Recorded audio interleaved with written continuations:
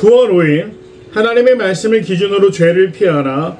창세기 39장 7절에서 10절까지의 말씀입니다. 이 바로의 시위대장이었던 이 보디발은 요셉을 신뢰했고 그의 가정에 모든 것을 맡겼습니다. 어제 본문에서 요셉은 그 가정의 총무가 되었다라고 나옵니다. 더 이상 주인 외에는 그 가정에서 요셉에게 뭐라고 할 수 있는 사람이 없었습니다. 그런데 그가 가장 편안하고 이제 한 시름 놓고 한 곱이 넘겨 뭔가 편안하게 살 수 있는 그때 또 다른 시련이 찾아오게 됩니다.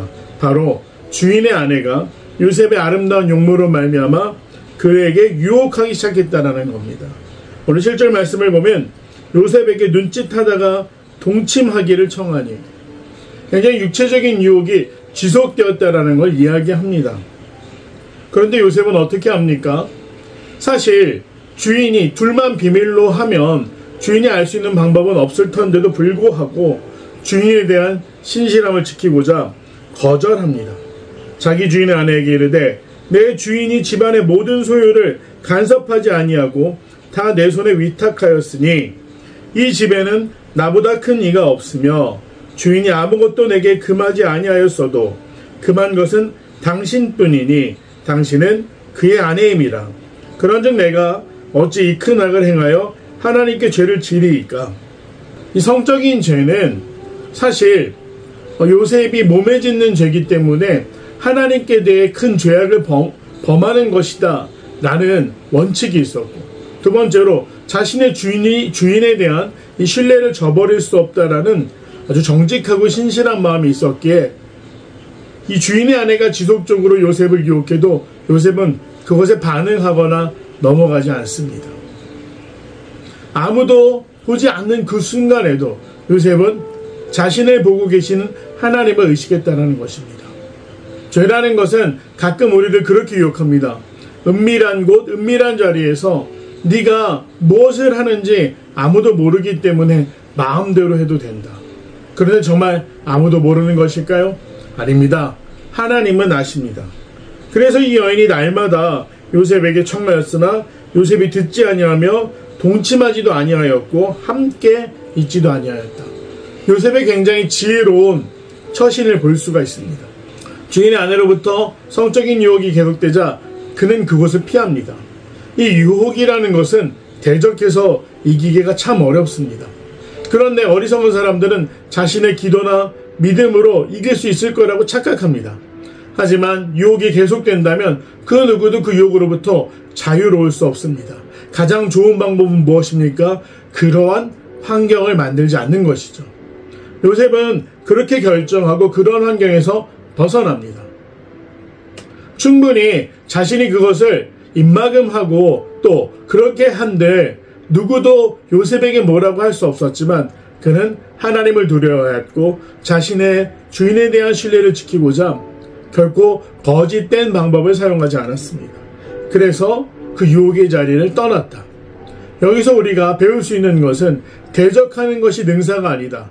이겨내거나 극복하는 대상도 필요하지만 때로는 자리를 피하거나 그곳에서 멀리 떨어져 나를 분리하는 지혜도 필요하다라는 것. 오늘 요셉의 모습에서 우리가 배우게 됩니다. 유혹이 찾아올 때 우리는 어떻게 해야 됩니까? 가능한 한 그 자리를 피하는 것, 그 환경에 나를 밀어넣지 않는 것이 중요하다. 오늘 요셉의 모습을 통해서 정말로 하나님 앞에서 또 자신이 의리를 지켜야 되는 대상 앞에서 신실한 요셉을 보면서 우리 믿음의 성도들도 신실한 삶을 살아가기를 간절히 소망합니다. 내용 관찰 한번 보겠습니다. 요셉은 주인에게서 어떤 권한을 위임받았습니까? 그 집에 모든 것은 금하지 않았지만 모든 소유를 간섭하지 아니하고 다 요셉의 손에 위탁했지만 주인의 아내 그리고 주인의 식사만큼은 간섭받지 않도록 명령했죠. 요셉은 보디발 아내의 유혹을 어떻게 대처합니까? 당당하게 이것은 옳지 않다라고 그 여인에게 말한 후에 그곳을 피합니다. 연구와 묵상입니다. 요셉은 왜 주인의 아내와 동침하는 일이 하나님께 죄를 짓는 것이라고 말합니까? 하나님은 창조의 질서에서 한 남편과 한 아내를 가정을 이루게 하셨습니다. 그런데 재미있는 것은 이집트에서는 혼 전에는 순결에 대한 개념이 거의 없어서 성적으로 문란하다 할 수 있겠지만 결혼만큼은 한 남편과 한 아내가 만나서 가정을 이루는 것을 기본으로 했습니다. 첩을 둔다면 그건 파라오만 가능한 일이었지 일반적인 가정에서는 일부일처제를 지켰다고 합니다. 또 여성의 지위도 굉장히 높아서 재산에 대한 인정이나 또 이혼할 때 오늘날과 같이 위자료를 물기도 하고 고대 사회치고는 여성의 인권과 여성의 지위가 굉장히 높았다고 합니다.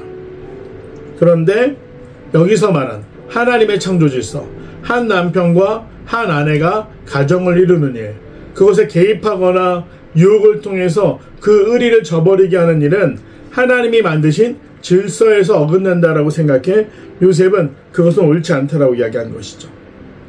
느낀 점입니다. 4번. 행동의 기준을 사람에게 두지 않고 느낀 점입니다. 행동의 기준을 사람에게 두지 않고 하나님 앞에서 행하려는 요셉을 보며 무엇을 느낍니까? 요셉은 처음부터 정직한 자였고 어떠한 상황 가운데 있었든지 자신의 정직함을 지켰다. 정말로 본받을 만한 모습이죠. 결단과 적용입니다. 상황과 여건을 핑계로 아무도 모르게 죄와 타협하려 한 적이 있다면 언제입니까? 지금 내 삶에서 하나님의 말씀을 기준으로 죄의 유혹과 타협을 멀리하기 위해 무엇을 실천하겠습니까?